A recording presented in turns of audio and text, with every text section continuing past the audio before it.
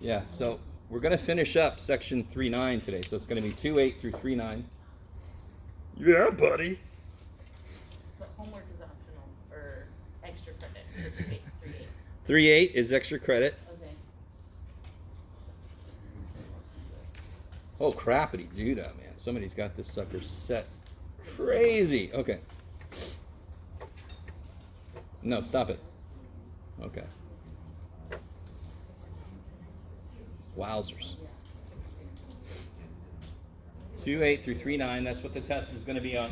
So we have two sections. And what's funny is I look back at the last few semesters I taught calc and I'm like, oh yeah, I never get through those two sections. This is the normal thing. Did you guys see I put the practice test up? Yeah. Let me go ahead. Anybody need a copy of that? So I don't have to. Yeah.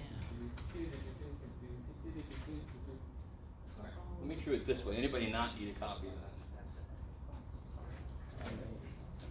You don't need one? You do need one. Anybody not need a copy of it? Everybody needs a copy of it.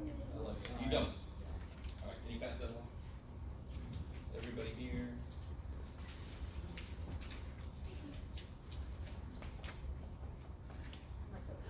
So you good? Here we go. And then you guys. All right. Maybe just put that away for now.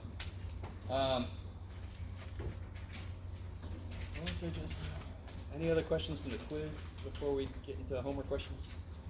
I do. Yeah. 2E. 2E. Oh! The big thing there was, what's the very first thing you can do before you take a derivative? Cancel X. Take an X out of everything, yeah. Oh, okay. Yeah, that makes it a lot easier because at the end, you still have to reduce it, which is a lot worse at the end. Yeah. Yeah. Does it make sense? Yes. 2E. 2E? B. B, okay, I was going to say. What's up with 2B? So the cosecant, that's 1 over sine, right? True. All right, so this happened a few times. I'm glad you're asking this. I don't know if this is really part of your question, but I've got to nip this in the bud right now. What an expression. All right. Should I just do it over there? Yes, I should just do it. Okay. So this is understandable, but I want to.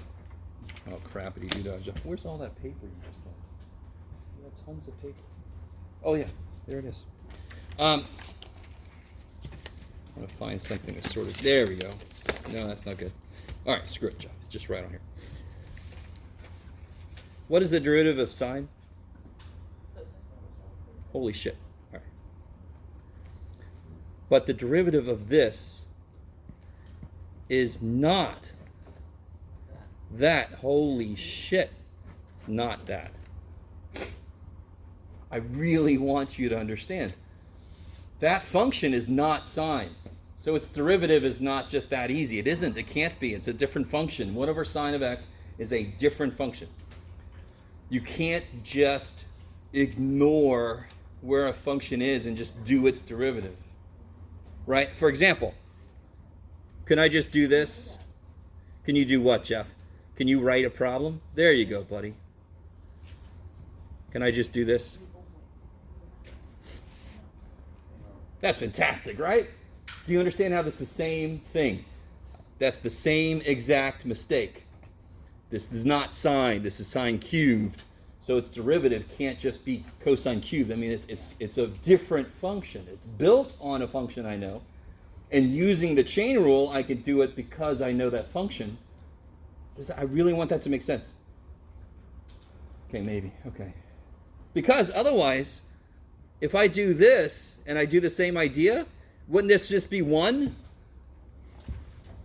Like 1 over 1? Do you see that? Is that true? Is the slope of 1 over x, is it constant 1? Right? If that looks like a straight line to you, I'd say something's going on with your eyeballs. You got to get it all checked out. Everything looks like that to me. All right. You guys with me? You guys understand? Yeah. It's very tempting to just say, oh, I know that function. I could do. No, it's in some other shit. It's other rules. It's other things happening.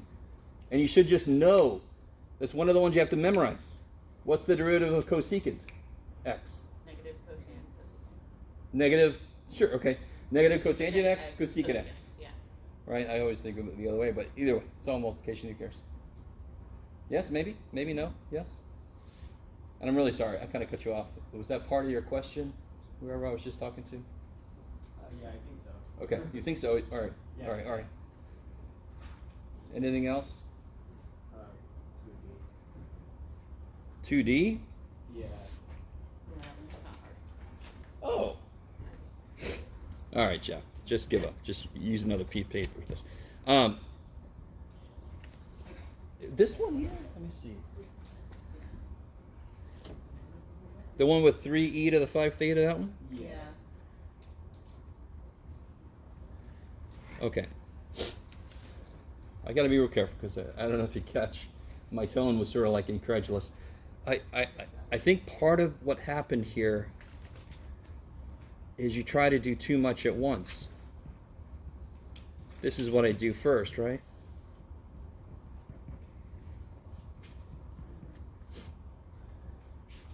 This derivative is easy. Or, well, not completely easy, but this inside function is not that bad. It is a chain rule, right? And then this stays exactly the same. And what's the derivative of tangent? Secant squared. So I'm not... Where'd the issue come up? Yes? Do you bring the 5 down? How do you mean? So, Does it become 15e? yes, totally. E to the... 5 theta? Yeah. Oh. Yeah. And then you multiply times the derivative of the inside, right? 5 theta, which is 5. Well, that's... No. You already did the 5. You already... So, okay. All right. I can focus on this. What is the derivative of this? F of theta. What's the derivative of that? 28e to the 4 theta? Yes. Why? Because this guy's derivative would be, you can do it just 7e to the 4 theta times 4 theta prime. Right? So I think that's right. I remember somebody did that twice. I was going to say, because I feel like... So the bringing 4 it down doesn't is come power. down. Be careful. The Okay. 4 doesn't come down. The 4 looks like it comes down because the chain rule says take this guy's derivative, which is 4. So don't try to make it become like another rule. Because if the power was more complicated than a linear thing, I'm not going to have a number just come down. It's going to be whatever the chain rule says. Okay, that makes more sense. Yeah. So it would just be times 5, not times 15. Well, it'd be 3e to the 5 theta times 5, which is 15. Yeah. Okay. Yeah. All right, maybe. I don't want to say too much because I want to let you guys do corrections. So, but I want to give you enough to kind of work on. Anything else from that quiz? Yes. I don't know if I can ask this, was 3 6 for n? Sorry? Was for number 3, was it 6 for n? Oh, number 3. Yes. Okay, I just multiplied by -1 instead of 1. Yes. Cosine of 2 pi is 1. 1, not Yeah. -1. You're not the only one who did that. Oh, Sorry? For number 3, the slope you get should be positive 6. Yep. Just to tell everybody the same thing, right? So make sure in your corrections, if you have to do corrections on that, show me where that comes from, and then get your line equation together.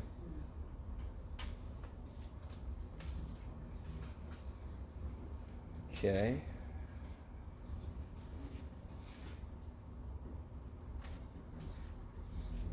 All right. So let's move on to homework corrections. Homework questions. So I got a question on 3.3, number 53.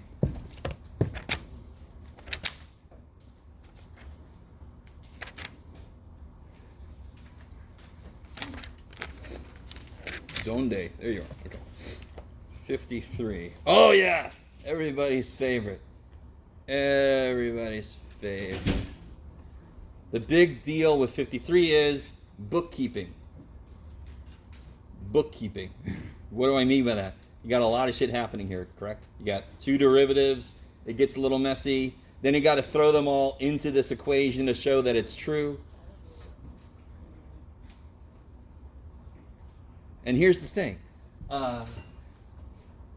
Anything on this side that is like a sine x or b sine x, what do all their coefficients have to add to b? 1.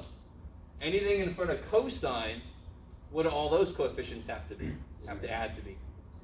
0. Because there's no cosine over here, yes. That idea of equating coefficients. Maybe? No? Sorry? All right. Let me see. Let me do this. So if I had this,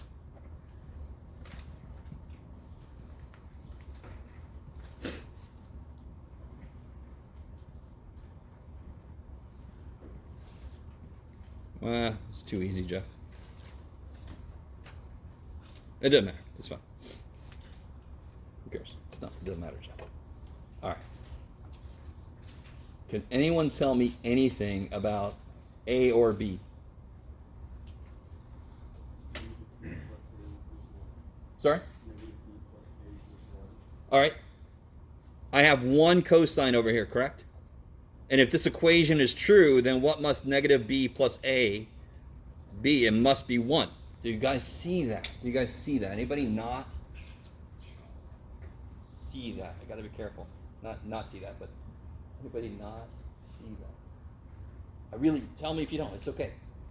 No? Everybody? No? Sort of? Okay. In order for this equation to be true, how can I end up with 1 cosine x? Everything that was so many cosines better come out to be 1 cosine x. If that equation is true, does that just look? It's much, if you're not understanding, it is much simpler than you're expecting. That's all it is. What's the only way I could end up with 1 cosine x after doing this is if negative b plus a is 1. If I get all my cosines together, what are they supposed to make? 1 cosine. Now even easier, how many sines are over here? 0. So what's A? 0. Frickin' 0. So then what's B? -1. -1. All right, so am I saying that your problem is going to be that easy? No, right? You're going to have a few more things going on. But it's the same idea. It's the exact same idea. No? Yes? Maybe? I hate you, Jeff. You suck. As long as you know it, Jeff? Okay. All right. That whole idea of equating coefficients is so beautiful to me. And yeah, and that's a weird thing to say, I don't care. It's just so neat to me. I still remember when I first learned it, I was like, holy shit, that's freaking awesome. So you use it with partial fractions. You guys remember partial fractions? Where you had to do, let me show you, because this is going to come up here very soon. When you had something like this, and you try to make it like, does that look familiar to anybody? Yes. When you try to take this and break it back up, you used equating coefficients on this, the exact same way we're talking about right now. If this does not look familiar at all, uh-oh. So we'll review it when we get to it. Are we there? We might be there. I can't remember. Okay, maybe. One last thing. What if I had this?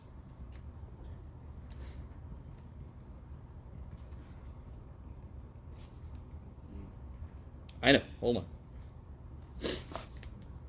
Okay. Can anyone tell me anything about any of those unknown parameters here? A equals 1. No. A minus E equals 1. Yeah, a minus e has to be 1 because it tells me I ended up with 1x squared, so these have to make 1. So that I end up with 1x squared. That's it. What is, can anybody tell me about d? D is -2. And what about, C plus f has to be 3. So I'm just saying, if this equation is true, then this shit better come out to be this after I combine like terms. That is it. That is it about that idea, right? Now what leads up to this is freaky, And obviously I need more information, don't I? This is not enough information, right? But I'm not saying this is all I would tell you, but this is how you set up an equivalency here. Sorry, who did I? Yes. Why isn't C negative 2? Say again? Oh, Why isn't C negative 2? why would C... All right, so this is the coefficient of x. What's the coefficient of x on this side? Oh, okay. So that must be negative 2. Yeah, and then these are the constants, and they have to together make 3. Okay. Okay, I like it. That's all there is to that idea. Okay. Now, the other, did I fully finish that one? I think, yes. What was the other one? 3, 5, 43. And then we're going to jump into, step back into where we left off. 43. Find the points on the lemniscate, dude. Oops, sorry. In exercise 31, where the tangent is horizontal. Okay. Sorry? Do I have the right problem? Who asked me this question? Yes? Did I ask you to do 43? Okay. Is that the one you asked me about? Okay. I don't care. All right. She can ask me any question she wants. So what was it? Number 31, right? Yeah. So on this one, and by the way, I look at these funky ass equations and look at the results. Isn't this? Would you ever consider that there would be an equation that would end up with this graph before you entered this class? That equation ends up with this graph. Do you think you could solve this equation for y? No. Hell no, because this is not even this is nowhere near a function. Holy shit, it breaks freaking the vertical line tests all over the damn place. That is neat as shit. Some of these you can put together and you can make, what did I do? Oh yeah, for my pre-calc class, on my Canvas page I had a picture of a butterfly that you could actually have, I had an equation that would give you the picture of a butterfly if you graph it, right? It's remarkably enough, it's called the butterfly equation. Holy shit. We're very creative people, math people. Anyway, sorry. It's nothing to do with anything. So this problem, they just want you to know, and you can kind of estimate, they don't give me a scale here, which sucks, but I know it's going to be horizontal at 4 different places, yes? Yes? Okay, so I expect 4 answers when I take the derivative of this and set it equal, and somehow, now this is where it's going to get weird, I want the tangent to be horizontal, so the derivative has to equal 0. Anyway, so I'm just going to I'm not even sure if that's one I assigned. Yeah, It's not, okay. So you just did it for fun, which is always good. Nothing wrong with doing these things for fun. Anything else before? Yes? The same section, number 7. All right. Oh, okay. What happened here? So, How to break up the x and the y. oh, this is a product rule, right? So it'll be 2xy squared plus x squared 2y, y prime, right? You do product rule, yeah. Got it. And then one more question. Yeah. 47 on 3.5. What was that? Did you guys hear that, or is it just me? Okay. That was like the little. Your time is up, Jeff. Bing. Let's see, 47. Wait, on what section? 3.5. Is that where I am? Yes. Okay. Show using implicit differentiation that any tangent line at a point P to a circle with center O is perpendicular to the radius. Ooh, I like that problem. Okay, sorry. All right. So you're going to have to write the generic equation for a circle, because they didn't say it's at the origin, right? They said it's center O. So what's the generic equation for a circle? No, that's not general enough. That's center at 0, 0. They didn't tell me that. Center is who knows where. So x minus h squared plus y minus k squared equals r squared. Right? Yes? Yeah. You all right, Zoe? Let me write it down. All right. Everything comes together. So here is your non-shifted circle. Yes? How do I move it left and right? I put a number in with the x. So we just picked the h. Why? Because Harry and Kirby were the ones that were working on this. I don't know why. To tell you honestly, did I ever look this up? I never looked up why it was h and k. I can't remember now. H and k, it just seems so weird. So this would be shifted left or right, up or down, depending on the sign of k, yes, and h. There you go. So that is the general equation of any circle. Maybe. All right, so then you want to attack that with implicit differentiation and do it. Does that at least, I mean, if you weren't sure where to start, that's where you start. That is the equation of any circle. The center, what's the center? HK, and the radius, of course, is R. Okay, I'm just going to let you try. All right, everybody's on the same playing field now. That is the general equation of any circle. And I love that question. Oh my God. It's got a lot of shit happening. Okay. If I give you a question like that on the test, I would give you like part A, part B, part C, where I'd sort of step you through what you got to do. But in the homework, you got to figure out what the hell the steps are. Okay. Sorry. All right, guys. Let's get back. We got too much to do. No more questions. There's one little thing about logarithmic derivatives that I forgot to talk about. Somebody help me out, remind me. What is the derivative of ln? 1 over x, I like it. Does it change if I do this? No. Okay. Now, so there's one little thing. Let me see. I really kind of hate this, but too bad. What if I had natural log of some other function? Can you guys help me figure this out? This would be what rule? Chain rule. So what's the derivative? ln of something. 1 over something times derivative of the inside. So you can actually make this, if you want to, and the book sort of pushes you to do this, you can sort of memorize this. Natural log of some function is derivative of the inside divided by the inside. What I kind of hate about memorizing that kind of thing is it makes it feel like chain rule doesn't work or something or whatever. You kind of forget where it came from. It's just chain rule. And there's a little shortcut for natural logs. Okay, now, there are functions where the natural log doesn't show up, but I couldn't do its derivative without it. So for example, here is a funky function.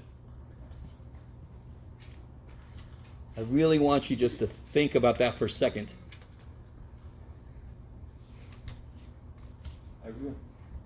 Why is that funky? I mean, it's really funky.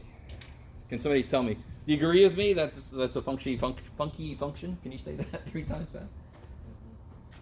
That. Why? Anybody, if you agree with me, why would you say that's a funky function? Okay, I'll take whatever. Take whatever. Because it's looking at you funny. No, it's not you. Are you guys okay?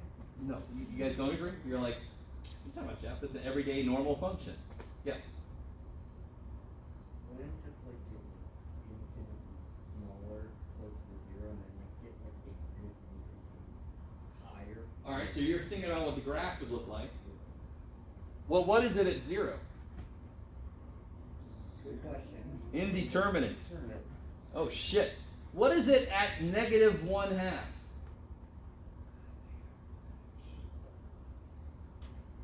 Is it real? No, because you're taking the square root of a negative number, yes? But what is it at negative 1/3? Does it exist? Yes, because the cube root of a negative number is 5. So do you understand, do you start to understand how it's like, I exist, I don't exist, I exist, I don't exist, I exist, I don't exist. Okay, freaky shit. So in negative territory, it is weird as hell. Positive territory is not that weird, right? 1 to the 1, 2 to the 2, 3 to the 3. Maybe? So, I would have also accepted this. Isn't it sort of a combination of x to a constant and a constant to x, right? Isn't it sort of a combination of those two? Stay with me now. Stay with me. Stay with me. What would the derivative of this be? Cx to the sin x. I love it, right? Right? All right, now somebody else help me out. What would the derivative of this be? Who remembers? C to the x. Natural log of c. I love it.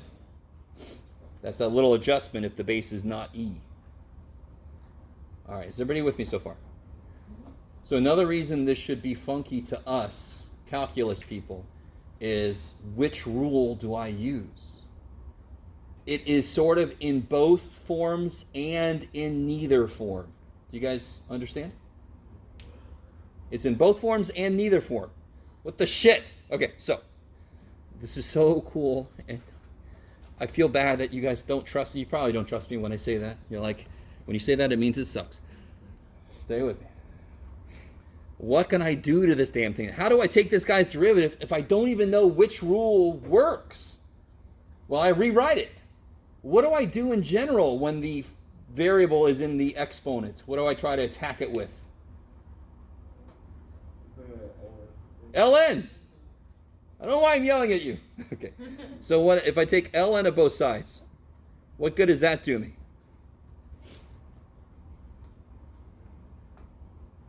Logs have a neat property relative to this. What is that property? What happens to this? Comes down. And then I have no problem anymore. Let me stop for a minute. Yes? Logs have the property where if there's a power on the inside, it just comes out front. And you guys all know this. Right? So if you ever had to solve 3 to the x equals 11, you take natural log of both sides, the x comes down, you divide by ln 3, bam. This is 3.9, right? Yes. No.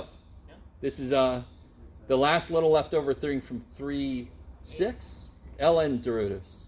There's Oh, one okay. thing I forgot to talk about, which is this. What do I do now? What was the original thing I was trying to do? Derivative. Okay, so that's what I'm going to do. I'm going to take the derivative of this. This is the same as this. These are the same functions. What's the derivative of ln y? 1 over y times y prime. What do I do with this?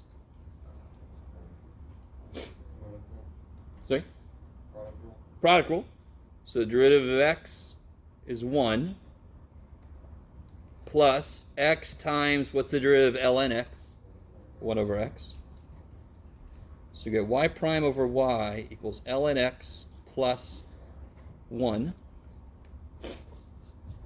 So y prime equals y times this.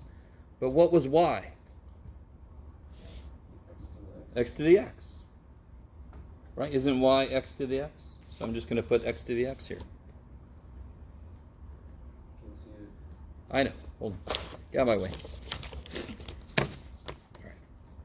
Let me leave it like this for now. And then I'll put it down here. Something. Yes, you can see. Yes, maybe? Yes. So if you ever have a function of x to a function of x power, you can take natural logs and do implicit differentiation. Does that look worse than this? Yes. Is this doable? Yes. Is this? No. So I don't give a shit that it looks worse. It became doable. That means it's infinitely better if it's doable. I love you guys so much. Now, here's the thing. So this process will always work. So if I had like sine of x to the e to the x, I would take natural log of both sides, do the exact same process. Maybe? So, sorry? So we can see the bump. Yeah. You guys got that? Now, watch this. Watch this. Okay. Remember this stuff we did here? All right. So what if I looked at x to the x like this, which is wrong, but let's try it. What would I get? It would be the x would come down, right? Times x to the, what would happen? x minus 1. And what is x times x to the x minus 1? X to the X. X to the x. Cool, because you freaking add powers, right? It's always those really, really basic rules that we feel like don't apply. But they're always there. I don't care if this looks weird as shit. I just add the powers. So if I look at it like that, it becomes this. What if I look at it like this? What if I look at this like this? So that would mean it's itself times the natural log of the base, right? Now look at the answer we got. X to the x plus x to the x ln x. The derivative ended up summing both ways of looking at it. I don't know if you guys are with me at all. Oh, shit. Fundamentally, there are two different ways to look at that. It's a x to a power, and it's also something to an x power. There are two different rules for each of those. It isn't in either one, but it's sort of in both. To me, it's so beautiful that the answer is a combination of both ways. I don't know if anybody's with me. Do you really have to understand what I just did over here? Not really, because you could just do the process and not, but I just love, and I've never heard anybody say that. I'm sure people have recognized this as true, but to me it was such a cool thing. I discovered this. No, I probably didn't discover it like on the earth. Probably a lot of other math people know this, but I always forget to ask my colleagues if they know about this. All right, anyway. So let's do one more quick example, and then we desperately have to finish up. Let's do one that's a little bit worse, obviously. Why not the one I just said? Sine x to the e to the x. That is yummy.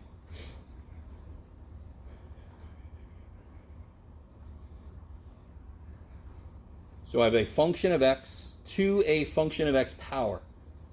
So what do I do? Take the ln.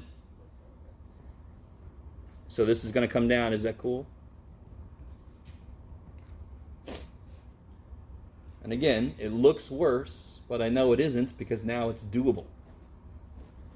So I'll do this side. I'm tired. Okay. Is that all right? Natural log is 1 over the thing, and then the inside gets a term. Good old implicit. How many functions do I have over here? 2.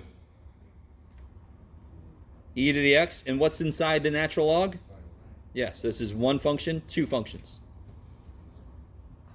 It's the product of 2 functions. This is not natural log times sine, exactly, right? This is very different from this. Very different things. Okay. So how do I do this? Well, let's see. Derivative of e to the x is e to the x. And then the e to the x stays the same. What's the derivative of ln sine x? One, no. Yeah, derivative ln is 1 over stuff times derivative of sine is cosine. Let me stop for a minute.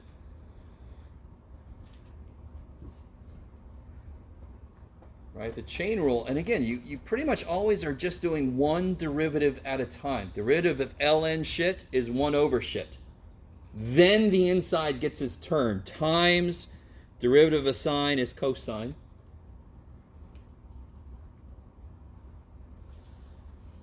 All right, let's clean this up a little bit. I heard somebody say you can make this cotangent. I love it.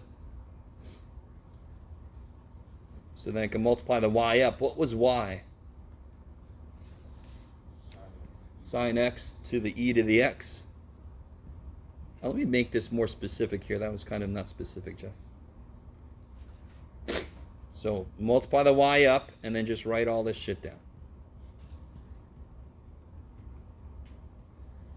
Yeah, it's beautiful. Oh, geez. Does that look complicated? Yes. Because the function is incredibly complicated. Do you agree? The function is incredibly complicated. Function of x to a function of x power.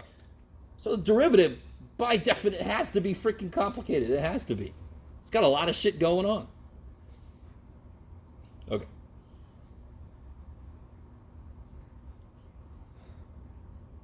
Looks gross, but it worked the exact same way as x to the x did. It worked the exact same way. Okay. Oh wait, that's the final answer. That's the final answer. There's not much you could do there. Let me see. You could take an e to the x out. That's about all you could do. Yeah. Okay. Now,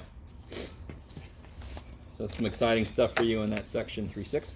Does everybody still have this guy here?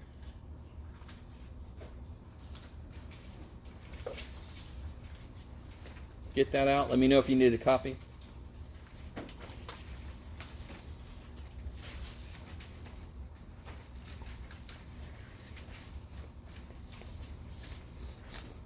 Okay. I don't see anybody. Everybody's got that?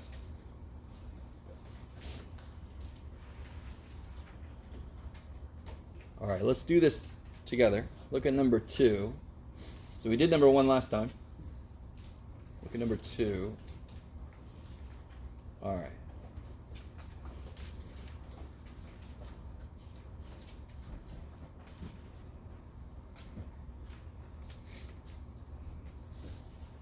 All right, somebody sat on my container. That's going to be okay.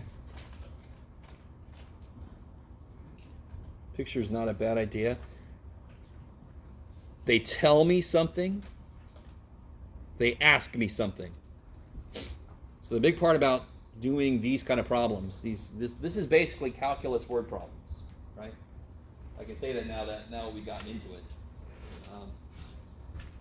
And we're not even doing calculus on this yet. This would be like the very first step. This is the non-calculus step that we're doing right now. Hopefully this feels familiar from pre-calculus when you're doing optimization problems, or no, maybe, yes. All right. Now, what idea do they just tell me directly? I know exactly what it is. How to label it. Yes, okay, I love it. So down here I've got x by h. Kick ass. Now, do you guys see 2 geometrical ideas in what they tell me? What do they ask me? Let's start there. What do they ask me for? Volume. So they asked me the volume. And real quick, what is the volume of this rectangular thing? Yeah, right? Length times width times height. Oh, look at that. That kicks ass. But what sucks with this? How many variables are in there? 2. Are we in multivariable calculus? No, that's Calc 3. Right? Do you want to be in multivariable calculus? No. All right. So what we want to do then is we hope to God we have some more information so I can replace one of the letters with a function of the other one, because then I would end up with just one variable in the thing. That is the whole point of this. So what do they tell me? What geometrical idea is related to what they just tell me? What do they just tell me? 1,000 square feet. And what geometrical idea is that related to? Surface area. Kick ass. Now, I was a little bit evil in this. I don't know. I didn't say an open top, so let's assume it does have a top. Do you understand how that would be different? If I have a top, I've got to use material for it. It might be shorter then or something, right? If I don't have a top, then I can use more material for the sides or whatever. Okay. You guys are with me. What the shit is the surface area of this thing? I've got 4 sides, correct? What's the surface area of each of those? Yes, so I got 4 xh's, yes? Just collecting surface area. Isn't the area of this side x times h? X times h, and then back here x times h, and then the back here x times h. What are the areas of the top and bottom? X squared, right? So I got 2 of those. And we're going to say that's the surface area. It doesn't matter. We'll call it SA. Which is what? 1,000. And they want me, I want you, because I wrote this shit, I want you to write the volume as only a function of x. I don't want h here. So what do I want to solve this for? H. I want to solve for the thing I want gone, because then I can replace it. And again, it feels very Invasion of the Body Snatchers, right? Replace this guy H with the alien. All right. So solve this for H real quick. Right, this is equal to 1,000.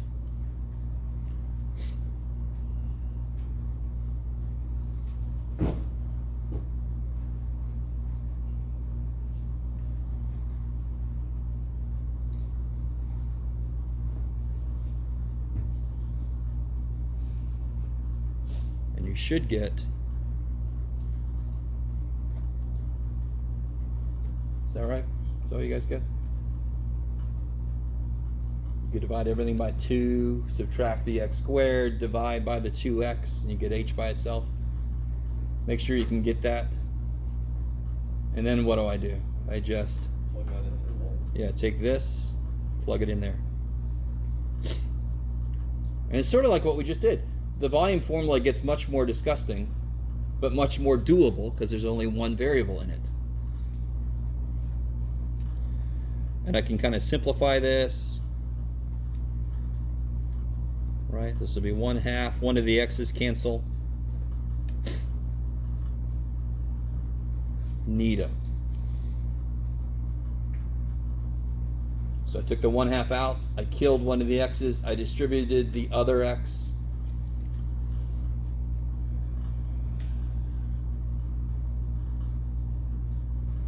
Okay, all right. Try to set up part 3 as far as you can. What time we got? Okay, we're gonna do this. We're gonna make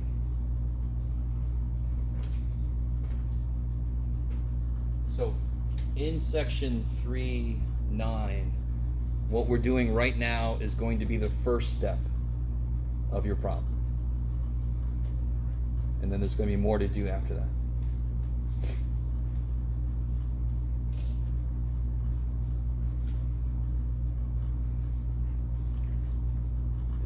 Is this a lot easier than I think it is? What do you mean? Is the answer just h equals 6r? Oh, no. Okay. Oh, you mean for this? Yeah. Yeah. I mean, that's for the first part. Yeah, that's the tell me stuff, right? Oh, the volume is. Yeah, and they ask me for the volume, yeah.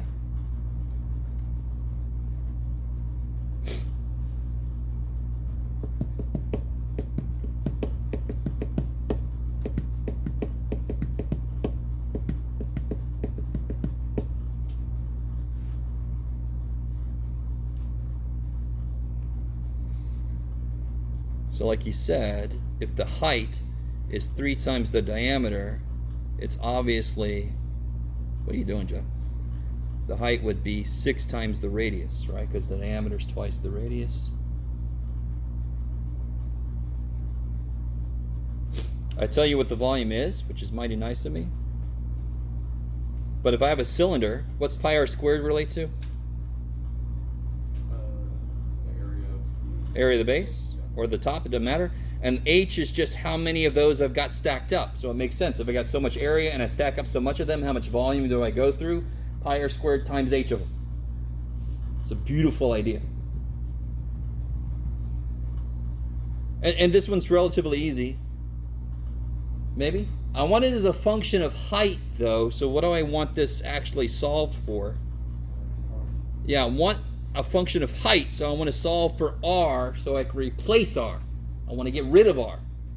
So r, of course, is h over 6. If I throw that in there, I get pi h squared times h over 6 squared. Is that all right?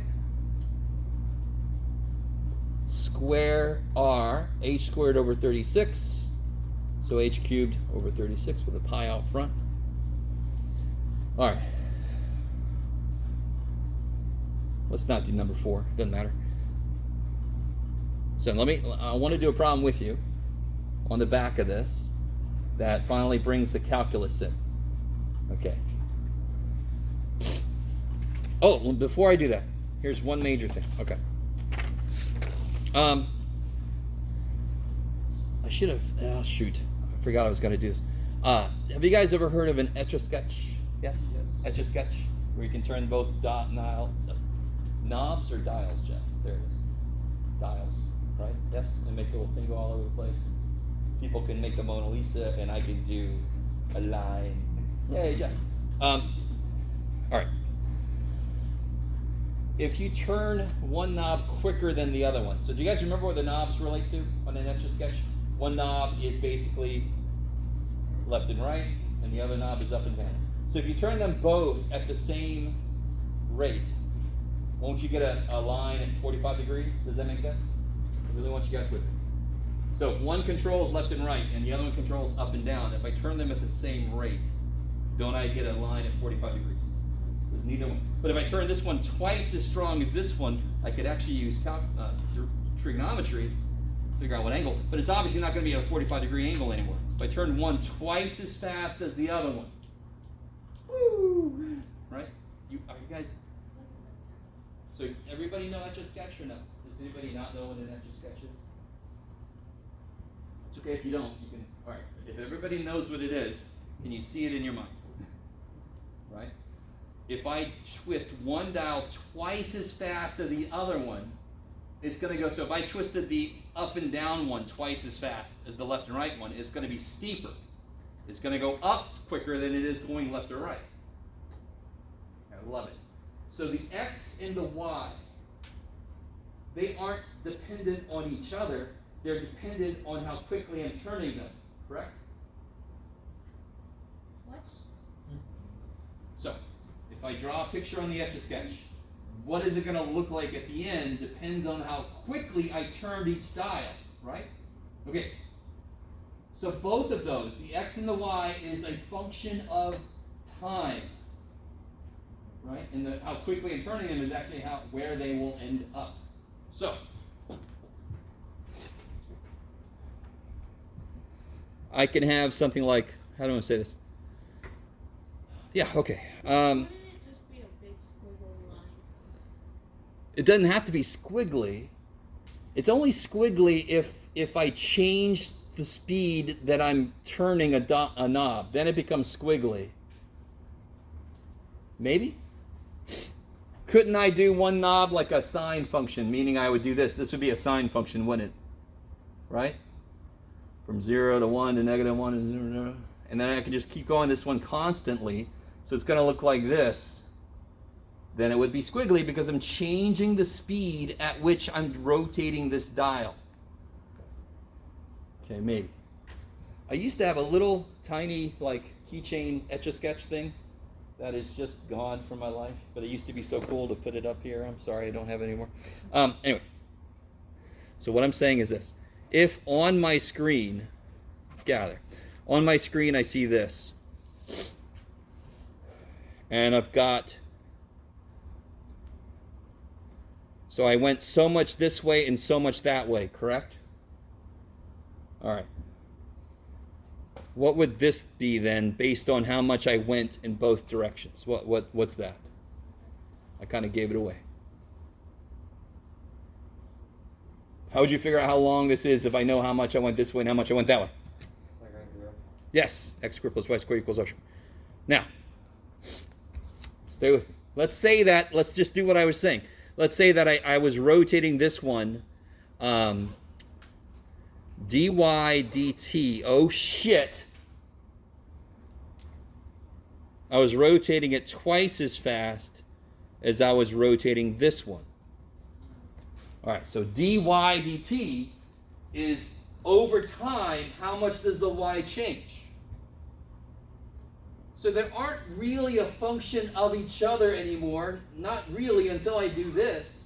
This is how quickly the y is changing, and it's steeper than 45 degrees, yes? So I must have been doing the y dial faster than I was doing the x dial. So let's just say I was doing the y dial twice as fast as the x dial.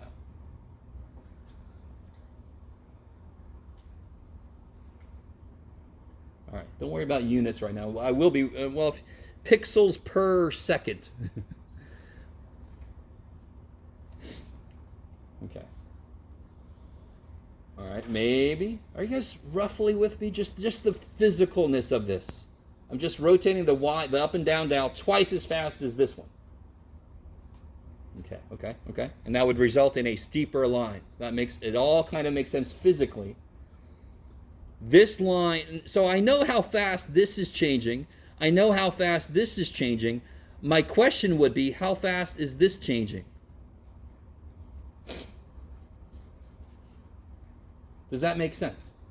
Obviously, that line is growing, right? It's going somewhere. I just want to know at what speed, because part of it's going 1 per second and the other part's going 2 per second. So what does this end up doing? I'm curious. All right.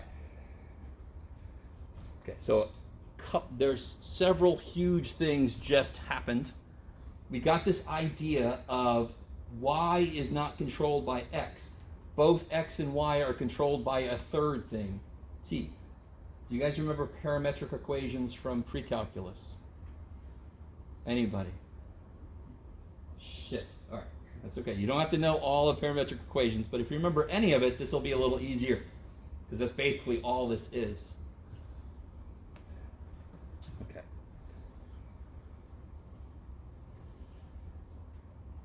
So what do you think I want to do to this equation with what they ask me and what they tell me? What would be the obvious thing to do to that equation? Yes. So what we're learning is, this is so cool. This involves science. This involves anything. If I have an equation relating amounts of things, so don't I have an equation relating the amount I've moved in the x direction, the amount I've moved in the y direction, and the amount that I've moved in the r direction? Yes? Yes? Okay. This is so cool. If I take the derivative of both sides, now I'm going to have a relationship between the rates of change of those amounts. And a lot of science is about how quickly or slowly do things change. Okay, maybe. This is really, oh man, I have just really turned some of you guys off to this, but this is so freaking cool. Any equation in the universe, if the parts of it have some underlying dependence on time, I can take a derivative with respect to time and get a relationship between how quickly they're all changing. Now, what really happens is we measure the rate of change of something, and then we do anti-derivatives to figure out what the original equation would be to relate the actual amounts. We're not there yet, so that's fine. All right. So just help me out. What is the derivative of this with respect to time? So this is where we have to be really, really careful, right? I'm not doing it with respect to x or y. So let me do this with you. The 2 would come down, times x, times dx dt. So I told you this notation was going to become very important. I didn't do the greatest job of throwing it in more often, but here it is. So help me out with this one. dy dt. I like it. So neither one of them is the variable, because what is the real variable controlling everything? T. So they both have the chain rule piece. And of course, what do I get over there? 2r dr dt. All right, so I can kill the 2's, right? Let's do that first. So I get x dx dt plus y dy dt equals r dr dt. Now, do you see a huge problem? Do we know enough to actually solve this for dr dt? Do we know enough? Do I know this? Yes. Do I know this? Yes. Do I know these? No. So here's what's really, really neat. I have to tell you at what point, right? I have to tell you at the point where x is this and y is this. What is the change in r? So think about it. A really classic problem is throwing a pebble into a stream, into a pond, a nice calm pond, right? If you throw a pebble in there, what do you observe? Ripples. And what are the ripples? They're basically circles that are growing, yes? Wouldn't the area of the circle be growing faster the further out it is? So therefore, I'd have to know at what point do you want to know the change in area, because it's changing itself. All right, so I have to give you a snapshot, and you can see mathematically why my frickin' equation requires to know what those are. So what have I said? At a time when x is 3. And that's all I'm going to tell you. I know x is 3.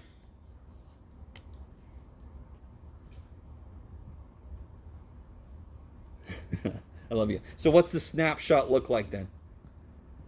What's the snapshot look like? X is 3. So what would y be? We know how y works. 6. 6. It grows twice as fast. So then what would r be? 45. Sorry? 3 root 5. 3 root 5. And how'd you get that? Pythagorean theorem. Pythagorean theorem. I love it. So you get 9 plus 36, 45, 3 root 5. Kick ass. I know you all could do it. Pythagorean theorem, yes? So there's going to be this idea. Now, the reason we did the tell me, ask me is there are going to be a few problems where they do tell you and ask you some stuff. Yes? Are we keeping the dx dt when we're writing down those numbers? What do you mean? Sorry. So when we replace the x with the 3? Well, I know what dx dt is, don't I? So I'm going to put 1 in there. What's the only thing that I don't need to know to be able to solve this for what they ask me? This. I need to know everything else, right? So now do I know x? It's 3. They told me that. dx dt is 1. Do I know y? 6. dy dt is 2. Yes? Do I know r? 3 rad 5. And then the only thing I don't know is dr dt. And it's a couple steps and I'm done, yes? Just solve that for dr dt now.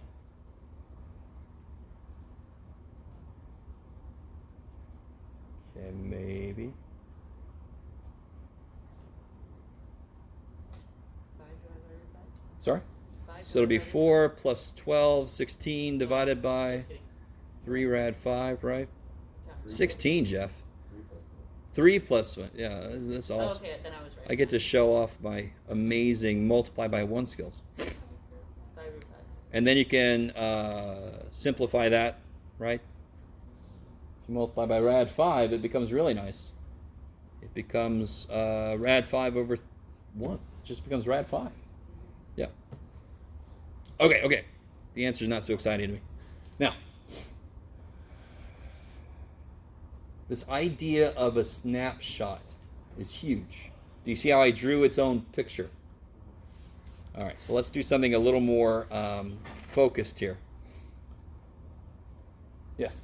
So this is basically being given a problem and then from there Derivatives. of a specific variable. So like taking with respect to time or In this problem, most of ours is going to be with respect to time.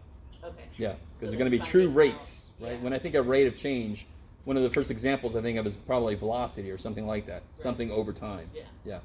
Could it be with respect to something else? It could be. Right. So Yeah. I was just gonna say this is like the basis for like physics, basically. Yes. What we're getting into. Yes, physics. Physics uses the flow rate through a certain area, or even electromagnetic fields going over a certain surface area or something. Yes.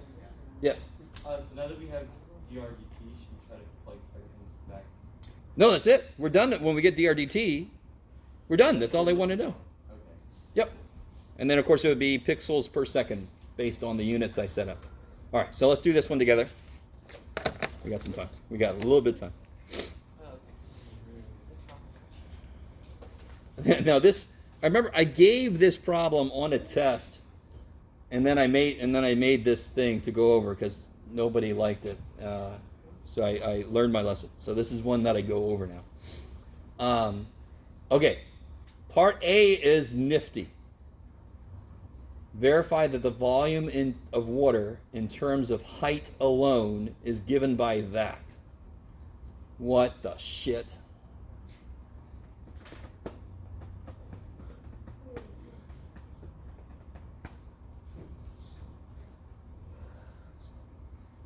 So first off,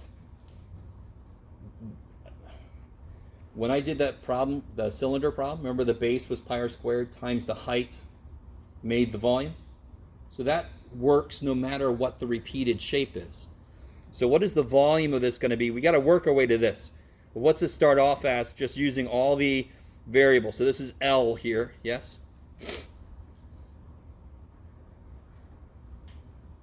So what is the volume of water here then? What's the area of the base? And then I could just multiply by how many times that's repeated. I can just multiply it by L.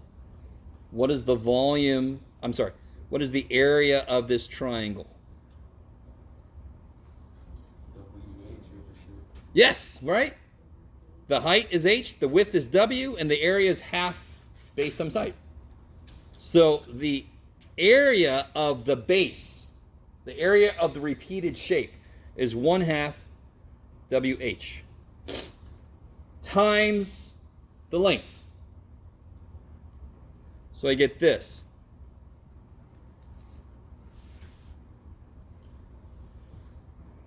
Yes, sorry. You lost me at 1/2 WH. Look at that triangle. Look at that triangle. Let's blow this triangle up. Get it here, triangle. Bam. What's the height is h, yes? Yes. And the width is w, yes? Yes. So what is the area base times height? Half, right? Couldn't you just put 5? What do you mean? Sorry. Because No. This is all about the water. And I know I say water strength, should be quiet. All about the H2O, yes? How tall is the H2O? H. It's not filled up yet, is it? Yeah, but it's half of it, isn't it? Half of what? Sorry. Half of 10? Definitely not. So, any triangle, if I know the base and the height, the area is half base times height. That's any triangle. It has nothing to do with this situation at all. It's just how triangles work. In fact, if I put another one of these on top, wouldn't it make a rectangular solid? Yes? So this is half of a rectangular solid.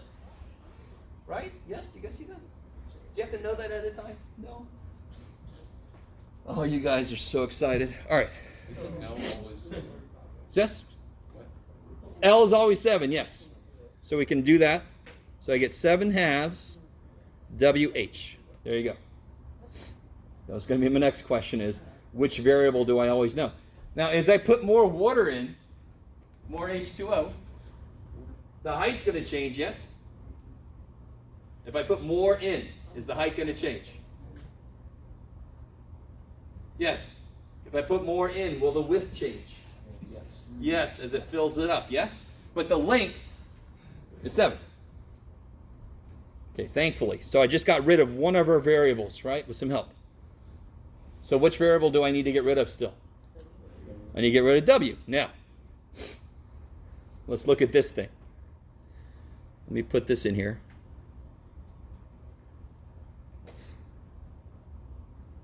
Wait, did I get that right? No. It's not to scale, obviously. Poor little thing.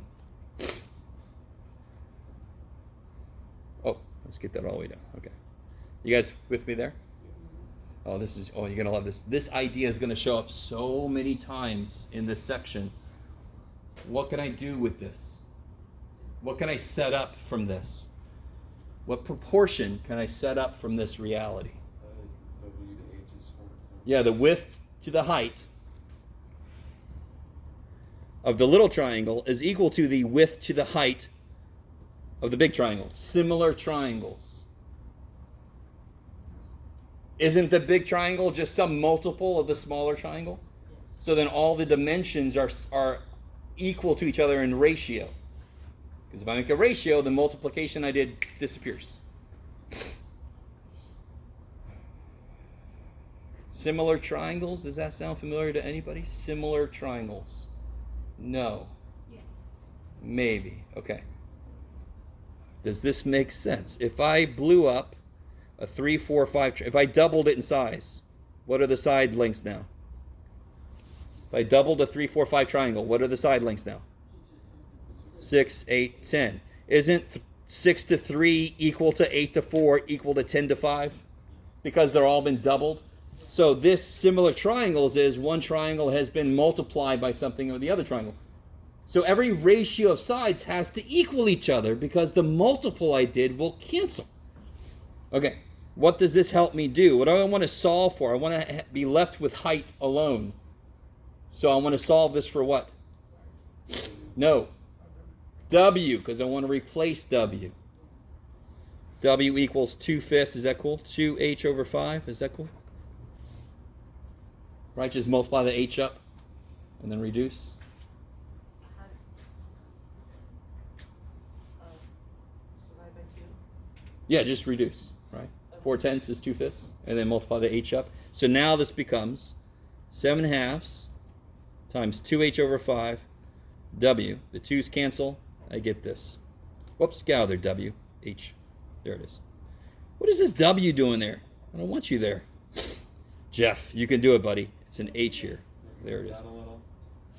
All right, I'm glad you all missed that. It was a little conversation I have. So 7/2. W is 2h over 5, and then there's an h. Crazy ass Jeff put a w there first. 2's cancel. 7h squared over 5. Bam. Okay, I like it. I like it. Now, part B and C. Oh, good. I got time. Yes. I don't see how any of that got us the volume. I don't understand. What do you mean? Didn't it ask for us to get the volume of the water? Verify that the volume of water in terms of height is this. Oh, okay. And that's all we had to do. Yeah. And we got it. 7 over 5. Right? The 2's canceled. H squared. Bam. That's all it wanted me to do. There's no way in hell I can get the volume of the water because I don't know where the water is. Okay. Part B and C are not calculus at all or even algebra or anything. Just find the volume of the liquid when the height is 2 meters. Don't I have a formula that relates volume with height? So just, what is it? Volume. When the height is 2 meters, what's the volume?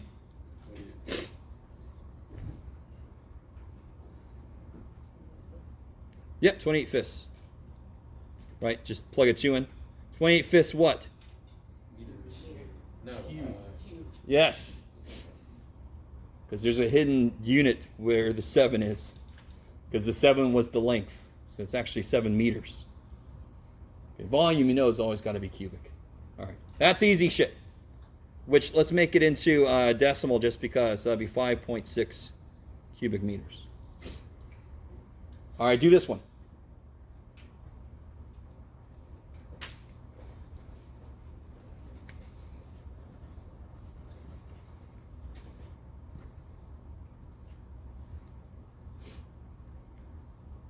Do you even have a calculator? Oh. 7.406 meters cubed. Do it again, sir. 7.4, like this is the final answer. 06 Oh, 0.6. meters cubed.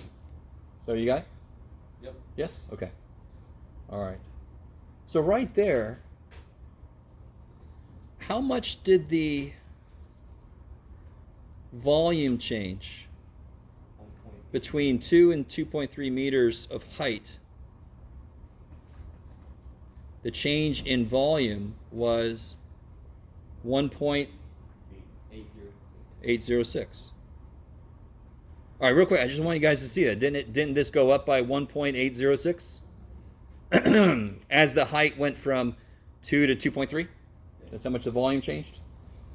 I like it. All right, so I'm just going to put that in my back pocket. Now, if the height of the water is increasing at a rate of 0.3, so what symbol can I use for this? Height of the water is increasing at a rate of 0.3 meters per second. What symbol do I use for 0.3? Change in volume. No. If the height of the water is increasing, Change in rate. yeah, dH/dt. Do you guys see that? Height of the water per time. At what rate is the volume? So they're asking me dV/dt, yes? They're asking me for that at a time when the height is 2.15 meters.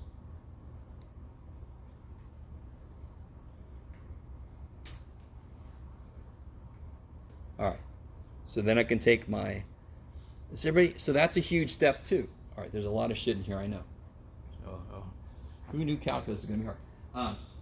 The big deal with all these problems is identifying for yourself what all the pieces are using good symbols. We've already designated H. We got V for volume. Therefore, this has to be dH/dt. This has to be dV/dt, what they're asking me. You've got to tell yourself, what do I expect to see so I can plug shit in and solve for the thing I need? So when I make my equation, if it doesn't have either of those in it, I'm like, what the hell did I do wrong? Okay, maybe. So I start with, what's the volume? Yep, this dude, right? All right. And what do I do to that dude? No. Derivative. Take derivative. Sorry, buddy. You are wrong. All right. So what is the derivative? I'll do this side. Whew. 14h over 5. Almost done. Times dh dt. So the 2 came down. Bam. Times the inside gets a turn. Yes? So now everything basically gets a little chain link piece. Because everything is a function of time. Let me stop for a minute. We just did chain rule there. Because is the inside of this just t? No. Therefore, I've got to have a chain rule piece. The inside gets a turn. So now, what do I put here? 0.3. What do I put here? 2.15. See, now I know, and this is what I want. I need to know. Oh, shit. So dVdt equals 14 times 2.15 divided by 5 times 0.3. So how much is the volume changing when I get that height to be 2.15 meters? Whatever the hell that is.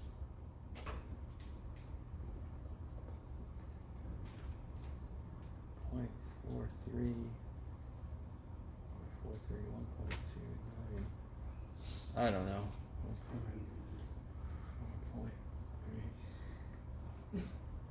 1.71. So I don't know.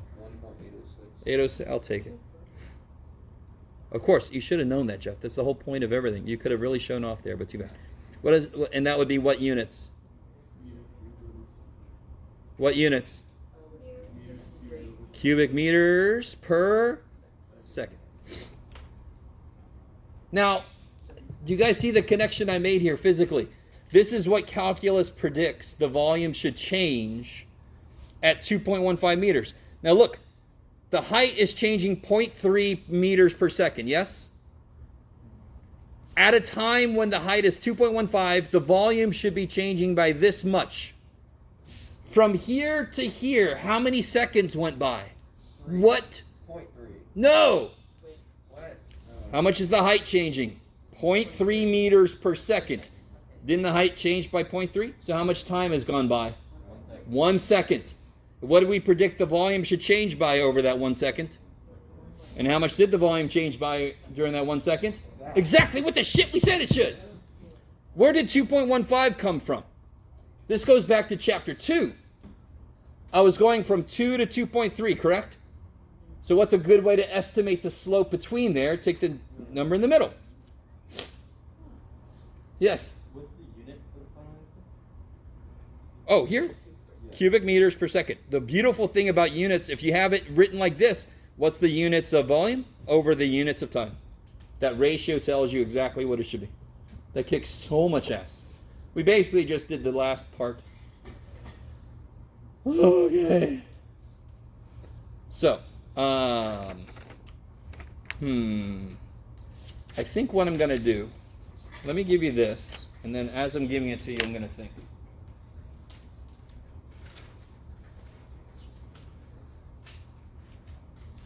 Because we're out of time. I'm thinking, hold on, think about stuff.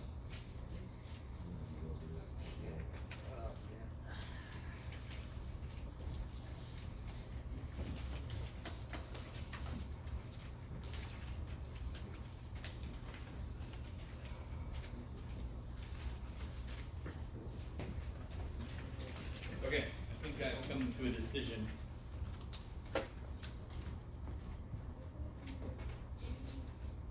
Okay, I got it. All right.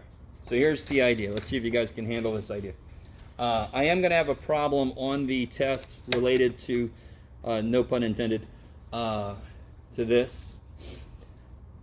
I won't make the homework due by this Friday. 3.9? Yes? Let's see if you can handle this. The rest will be due then? Let's see if you can handle this. Yeah, everything through 3.6s do that. Do some of the early problems in 3.9. Yes. We will look at a few of these problems on Wednesday, depending on, I want to focus on the other stuff first, and then we'll do some of the problems on this worksheet together. You guys, everybody understand what's happening? Yes. So I will have a basic related rates problem. Doesn't that make sense? That phrase make sense? Yeah. Related rates. If I have a relationship between variables and I take a derivative, now I have a relationship between the rates of change of those variables. What a beautiful phrase, related rates. It makes sense, yes. Sorry, so 3.7 not included? 3.7 was not included from the beginning, if I remember correctly. Yeah. 3.8 I made extra credit. Okay. So 3.9, still do some of the early problems, if not all of them, if you get, overly ambitious. We'll do some of these problems next time. I'm going to have a very basic related rates problem on this test. I'll probably have a more interesting one on the next test. So you're sort of still on the hook for understanding 3.9, yes? Yes. But you don't have to finish all the homework by Friday, Okay. unless you really, really want to. Okay. And I'll have an answer key for the practice test on Wednesday. Anybody not get their quiz back?